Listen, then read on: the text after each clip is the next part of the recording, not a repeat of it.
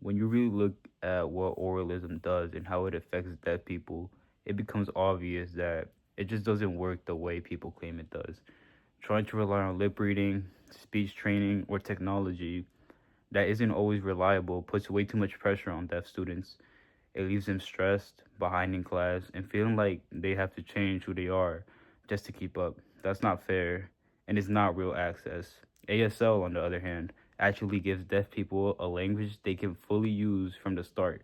No guessing, no pretending to understand, not feeling out. When you compare the two, it's clear which one actually helps people grow and communicate.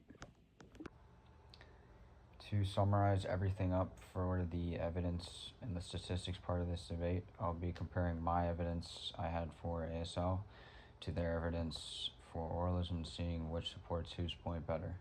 For my evidence in the opening statement, I talked about a study done to see whether kids prefer having an interpreter using ASL or oralism, lip reading, and over half of them said they preferred having an interpreter and using ASL, so I think that says a lot alone.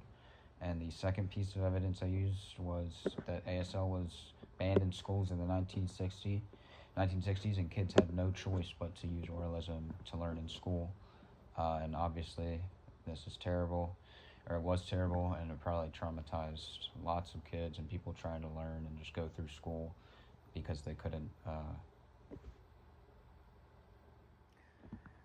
For the other group's evidence supporting oralism, they talked about Alexander Graham Bell and how he liked oralism because he thought it was better than ASL and wanted uh, people to learn it over ASL because of his wife and his mom being deaf and hard of hearing.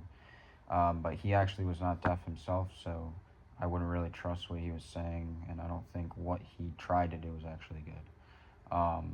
To compare my evidence to theirs, I think I had more points overall, and I supported my thinking why ASL is better more than they supported why oralism is better. And I don't really think there's a lot of evidence in the first place for oralism being good, but Alexander Graham Bell's stuff is probably the best you could get, to be honest.